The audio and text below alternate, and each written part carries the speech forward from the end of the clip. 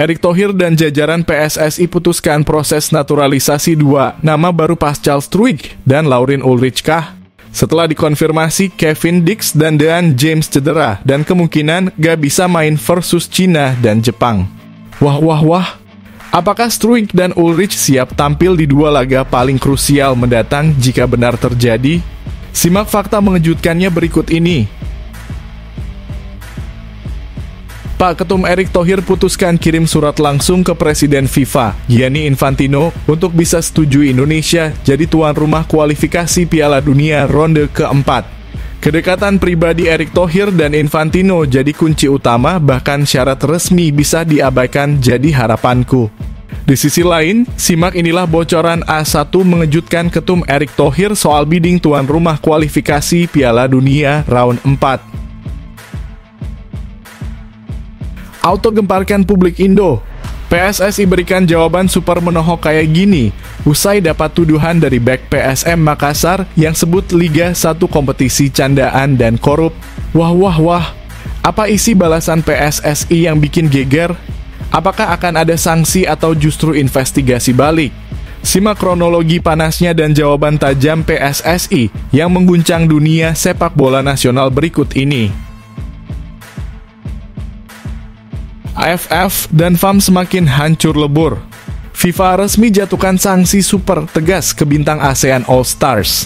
Padahal dijadwalkan tampil lawan Manchester United, kini posisi tim jadi terancam gagal total. Fans auto heboh. Apakah ini jadi pukulan telak yang bikin laga besar ini semakin kehilangan gairah?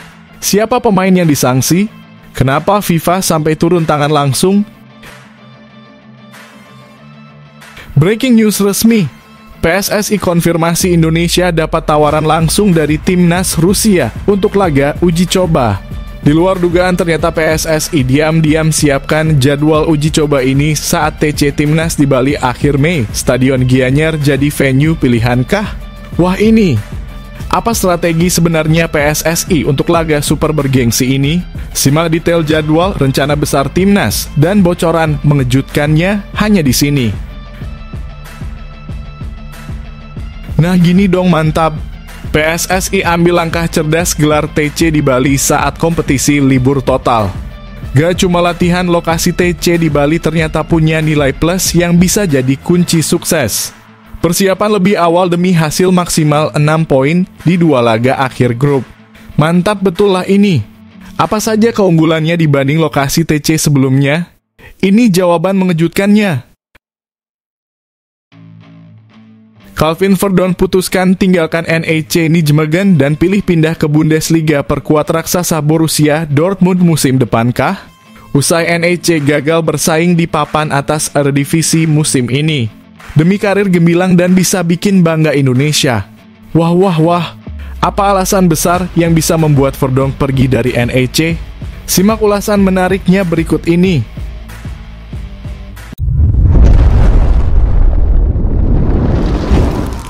Sebelumnya mohon subscribe channel ini dulu supaya nggak ketinggalan berita terupdate Timnas Indonesia. Erick Thohir dan jajaran PSSI putuskan proses naturalisasi dua nama baru Pascal Struijk dan Lauren Ulrich Kah. Setelah dikonfirmasi Kevin Dix dan Dean James cedera dan kemungkinan gak bisa main versus Cina dan Jepang. Wah. Apakah Struijk dan Ulrich siap tampil di dua laga paling krusial mendatang jika benar terjadi? Simak fakta mengejutkannya berikut ini. Kabar kurang menyenangkan datang dari Timnas Indonesia jelang 2 laga krusial kualifikasi Piala Dunia 2026. 2 pemain andalan yang diharapkan tampil, Kevin Dix dan Dean James, dipastikan mengalami cedera serius dan kemungkinan besar absen saat Indonesia menghadapi Cina dan Jepang. Kevin Dix mengalami cedera saat membela FC Copenhagen dan klubnya telah mengonfirmasi bahwa sang pemain akan menepi hingga akhir Mei 2025. Sementara itu, Dean James juga harus menepi lebih lama karena cedera yang dideritanya bersama klub Go Ahead Eagles. Dengan situasi tersebut, Ketua Umum PSSI Erick Thohir diharap langsung bergerak cepat. Menyadari pentingnya 2 laga sisa grup C, Erick diharap memutuskan untuk mempercepat proses naturalisasi 2 pemain keturunan, yakni Pascal Struijk dan Lauren Ulrich. Langkah harapan ini bisa disambut dengan antusias dari para pendukung timnas Indonesia. Pascal Struijk yang bermain di Premier League bersama Leeds United dikenal sebagai bek tangguh, sedangkan Laurin Ulrich adalah gelandang muda berbakat yang bermain untuk Stuttgart di Bundesliga. Kehadiran keduanya bisa jadi harapan menambah kekuatan skuad Garuda, menggantikan posisi yang ditinggalkan Kevin Dix dan Dan James, terutama karena lawan yang akan dihadapi adalah dua kekuatan besar Asia. Erick Thohir mengatakan bahwa timnas memang harus memiliki kedalaman skuad dan pemain pelapis yang setara kualitasnya, karena cedera bisa terjadi kapan saja. Ia pun mengingatkan bahwa timnas tidak hanya fokus di kualifikasi Piala Dunia, tetapi juga punya agenda lain seperti Piala AFF U23 2025 yang digelar Juli nanti, di mana banyak pemain senior juga memenuhi syarat usia. Saya sudah katakan sejak awal, timnas harus punya 22-33 pemain berkualitas karena risiko cedera itu nyata, ujar Erick Thohir. Meski belum ada kepastian tanggal resmi rampungnya proses naturalisasi Struijk dan Ulrich, PSSI tampaknya menargetkan keduanya bisa bergabung secepat mungkin dan mungkin ikut serta dalam pemusatan latihan di Bali mulai 26 Mei 2025. Jika proses berjalan lancar, debut keduanya bersama timnas Indonesia bisa terjadi saat melawan Cina atau Jepang. Dan ini bisa menjadi momen bersejarah bagi skuad Garuda dalam perjuangan lolos ke Piala Dunia 2026.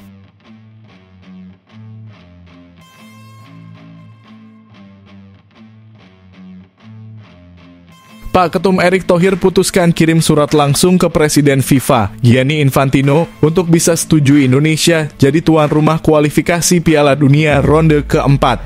Kedekatan pribadi Erick Thohir dan Infantino jadi kunci utama, bahkan syarat resmi bisa diabaikan jadi harapanku. Di sisi lain, simak inilah bocoran A1 mengejutkan Ketum Erick Thohir soal bidding tuan rumah kualifikasi Piala Dunia round 4. Spekulasi besar muncul di balik langkah berani Ketua Umum PSSI. Erick Thohir yang diharap telah mengirim surat resmi langsung ke Presiden FIFA, Gianni Infantino, untuk meminta agar Indonesia bisa ditunjuk sebagai tuan rumah putaran keempat kualifikasi Piala Dunia 2026 zona Asia. Keputusan harapan ini memicu banyak perbincangan, terutama karena kedekatan pribadi Erick Thohir dengan Gianni Infantino. Dinilai bisa menjadi poin plus yang berpengaruh besar terhadap keputusan FIFA. Bahkan bisa berpotensi melampaui persyaratan formal yang biasanya diperlukan untuk menjadi tuan rumah. Sementara itu, Erick Thohir sendiri sudah mengonfirmasi bahwa PSSI secara resmi ikut dalam proses bidding sebagai tuan rumah ronde 4. Hal ini disampaikan kepada media saat ia menghadiri acara di Jakarta Selasa kemarin. Kami sudah mengajukan diri untuk menjadi tuan rumah di ronde 4, nanti kita lihat situasinya, ujar Erick Thohir. Langkah harapan ini dianggap sebagai strategi PSSI untuk mengantisipasi kemungkinan timnas Indonesia harus berlaga di babak keempat jika mereka tidak finish di posisi dua besar grup C. Saat ini Indonesia masih berjuang di peringkat keempat grup C, bersaing ketat dengan Arab Saudi dan Australia untuk memperebutkan satu tiket otomatis ke Piala Dunia 2026. Dengan dua laga tersisa melawan Cina dan Jepang, peluang Indonesia masih terbuka. Kita lihat nanti hasil bulan Juni. Kalau maksimal kita bisa posisi 2, 3, atau 4. Jadi harus siap semua kemungkinan, tambah Erick. Menariknya, meski sistem penunjukan tuan rumah putaran keempat belum resmi ditentukan oleh AFC, Indonesia bisa saja tidak mau menunggu lama. Langkah harapan mengirim surat langsung ke FIFA bisa jadi merupakan manuver diplomatik untuk mengamankan posisi Indonesia di tengah persaingan negara-negara lain yang juga ikut bidding. Di sisi lain, Erick juga mengatakan bahwa PSSI sudah mempersiapkan tim untuk ronde 4. Salah satunya dengan mengatur laga uji coba melawan Lebanon dan Kuwait di FIFA Match Day September mendatang. Tim-tim tersebut dipilih karena kemungkinan besar Indonesia akan menghadapi lawan-lawan dari Timur Tengah di babak tersebut. Kita undang Lebanon dan Kuwait karena nanti di ronde 4 kemungkinan lawannya dari Timur Tengah. Itu bagian dari persiapan, jelas Erick. Tak hanya itu, PSSI juga berniat menggelar laga persahabatan dengan Malaysia walau belum mendapat konfirmasi resmi dari pihak Malaysia. Jika langkah diplomatik ini berhasil dan FIFA memberi lampu hijau, maka Indonesia berpeluang besar jadi tuan rumah di babak penting yang jadi penentu tiket ke Piala Dunia 2026. Sebuah peluang yang tak hanya strategis, tapi juga mengangkat pamor sepak bola Indonesia di level dunia.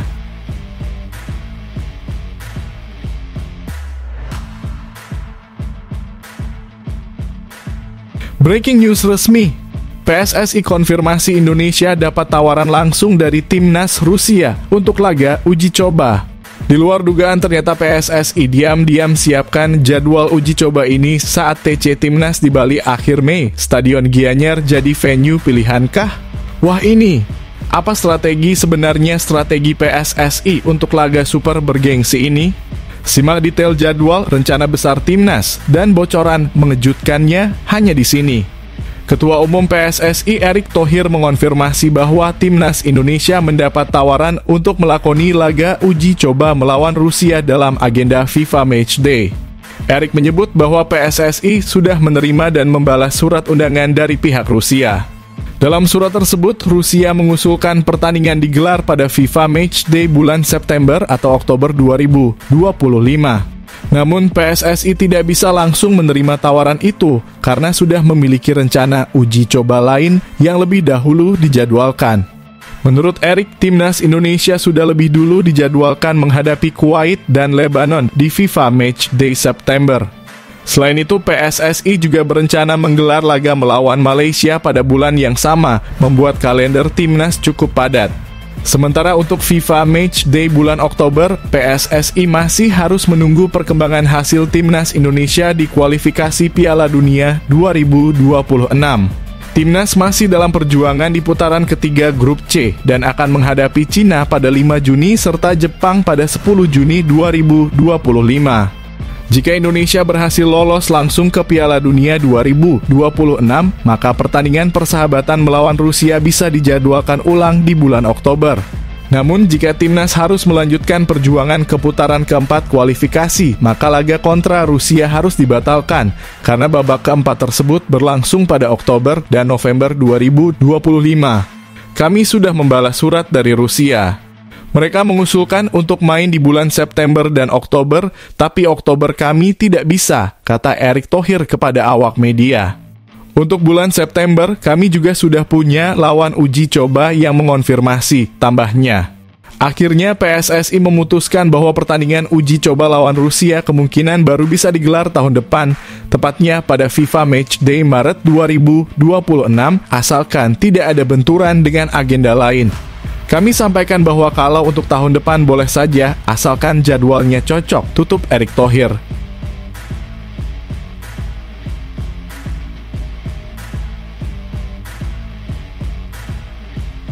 Calvin Verdon putuskan tinggalkan NEC Nijmegen dan pilih pindah ke Bundesliga perkuat raksasa Borussia Dortmund musim depankah?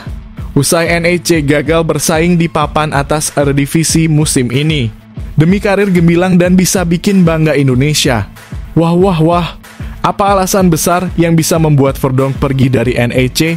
Simak ulasan menariknya berikut ini.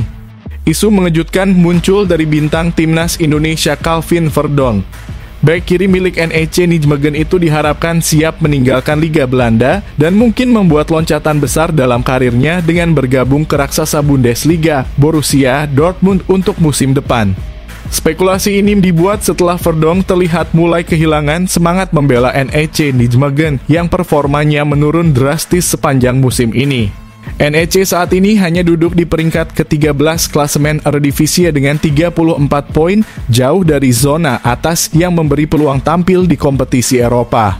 Dalam wawancaranya dengan media lokal Forza NEC, Verdon secara terang-terangan meluapkan kekecewaannya terhadap ambisi klub.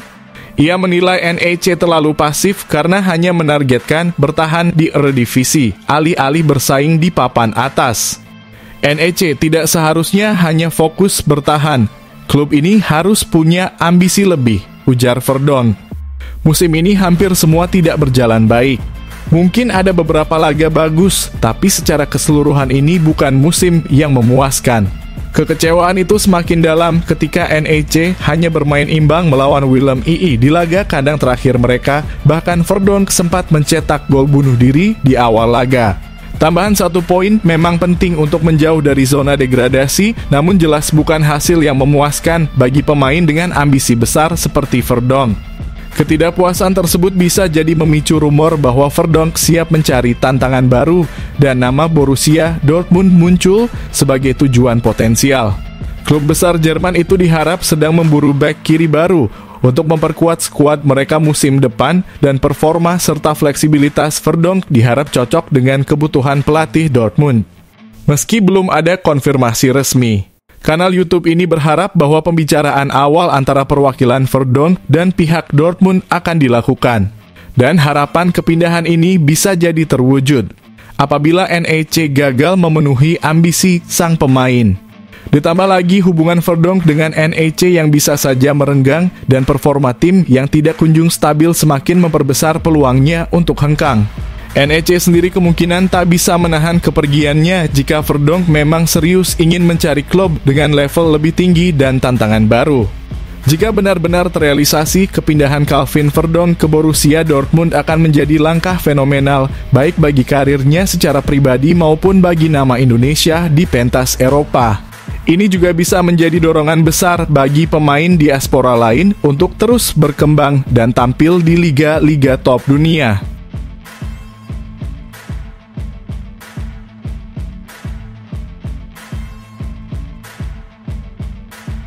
Nah gini dong mantap, PSSI ambil langkah cerdas gelar TC di Bali saat kompetisi libur total. Gak cuma latihan, lokasi TC di Bali ternyata punya nilai plus yang bisa jadi kunci sukses. Persiapan lebih awal demi hasil maksimal 6 poin di 2 laga akhir grup. Mantap betul lah ini. Apa saja keunggulannya dibanding lokasi TC sebelumnya? Ini jawaban mengejutkannya. Ketua Umum PSSI, Erick Thohir menjelaskan alasan mengapa pemusatan latihan timnas Indonesia digelar di Bali menjelang 2 laga penting melawan Cina dan Jepang dalam lanjutan kualifikasi Piala Dunia 2026 zona Asia. Timnas Indonesia akan menghadapi Cina di Jakarta pada 5 Juni 2025 di Stadion Utama Gelora Bung Karno, kemudian bertandang ke markas Jepang di Osaka pada 10 Juni 2025. Untuk mempersiapkan diri sebaik mungkin, PSSI memutuskan untuk memulai TC lebih awal, tepatnya mulai 26 Mei 2025. Hal ini dilakukan karena banyak pemain timnas sudah menyelesaikan kompetisi bersama klubnya, terutama yang bermain di luar negeri. Beberapa liga seperti Championship Inggris, Eredivisie Belanda, dan Serie A Italia akan selesai pada pertengahan hingga akhir Mei. Liga Indonesia pun akan berakhir pada 25 Mei 2025. Artinya para pemain punya waktu senggang atau waktu libur sebelum laga internasional. Namun PSSI ingin memanfaatkan waktu luang itu untuk langsung mulai persiapan supaya tim bisa tampil maksimal di 2 laga krusial nanti. Kenapa Bali? Menurut Erick Thohir, lokasi TC di Bali dipilih karena banyak pemain ingin berlibur setelah musim kompetisi yang panjang, dan Bali adalah tempat yang menyenangkan untuk beristirahat sekaligus latihan. Dengan begitu, para pemain tetap bisa menikmati suasana santai sambil tetap fokus latihan. Kami tahu para pemain baru saja selesai kompetisi, pasti ingin liburan. Nah, kami manfaatkan itu dengan adakan TC di Bali. Jadi mereka bisa tetap latihan, tapi juga merasa seperti liburan, ujar Erick Thohir saat ditemui media. Ia berharap keputusan ini bisa membuat para pemain lebih bersemangat menjalani TC dan tetap menjaga kondisi fisik serta mental mereka menjelang laga penting melawan 2 tim kuat Asia tersebut. Erick juga menyebut bahwa seluruh pemain yang dipanggil akan langsung bergabung di Bali dan sejauh ini tidak ada kendala soal kehadiran pemain. Insya Allah semua pemain bisa bergabung langsung di Bali, tambahnya.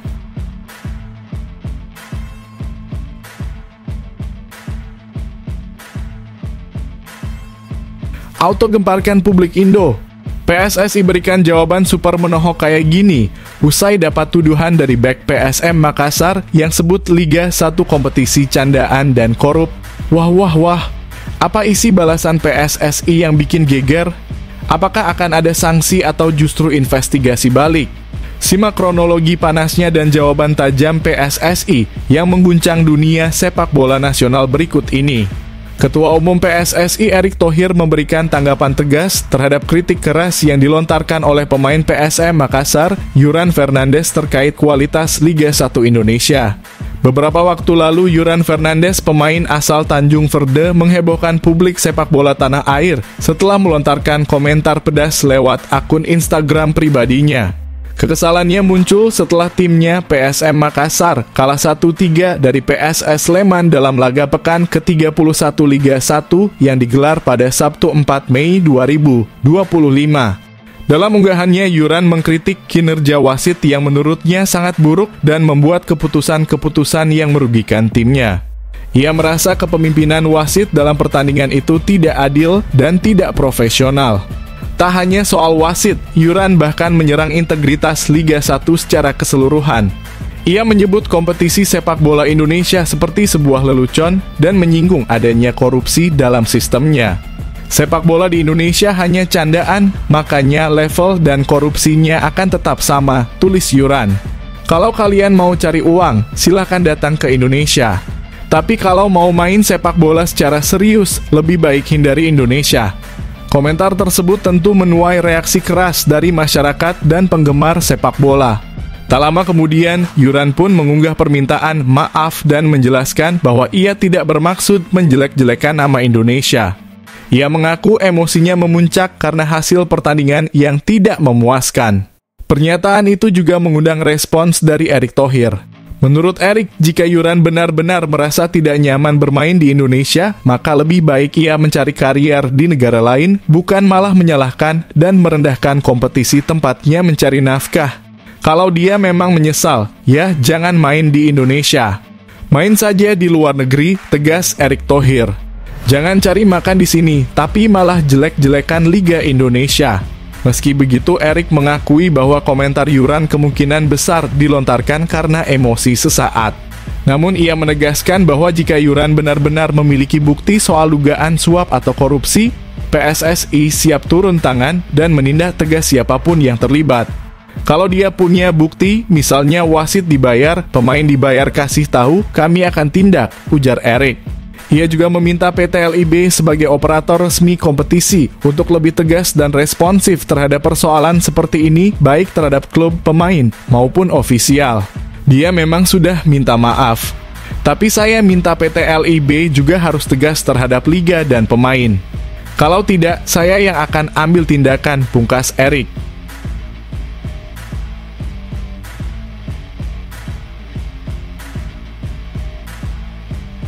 AFF dan FAM semakin hancur lebur. FIFA resmi jatuhkan sanksi super tegas ke bintang ASEAN All Stars. Padahal dijadwalkan tampil lawan Manchester United, kini posisi tim jadi terancam gagal total. Fans auto heboh. Apakah ini jadi pukulan telak yang bikin laga besar ini semakin kehilangan gairah? Siapa pemain yang disanksi? Kenapa FIFA sampai turun tangan langsung? Inilah fakta mengejutkannya. Jelang pertandingan istimewa antara ASEAN All Stars melawan Manchester United, pelatih Kim Sang-sik kembali menghadapi tantangan. Salah satu pemain yang semula dipanggil, Andres Nieto dari Kamboja, dipastikan tidak bisa ikut tampil dalam laga tersebut. Masalah ini muncul karena Nieto mendapatkan kartu merah saat membela timnas Kamboja melawan Aruba dalam pertandingan persahabatan yang digelar bulan Maret 2025 lalu. Akibatnya, Komisi Disiplin FIFA menjatuhkan sanksi yang membuat Nieto tidak diizinkan bermain dalam pertandingan internasional berikutnya, termasuk laga melawan Manchester United. Kabar ini disampaikan langsung oleh Federasi Sepak Bola Kamboja melalui akun Instagram resmi mereka pada Selasa 6 Mei 2025.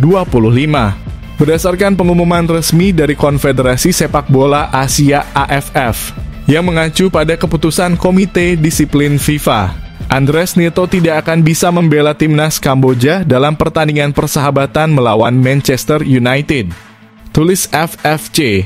Hal ini disebabkan oleh kartu merah yang ia terima dalam laga persahabatan internasional melawan Aruba pada 25 Maret, lanjut pernyataan tersebut.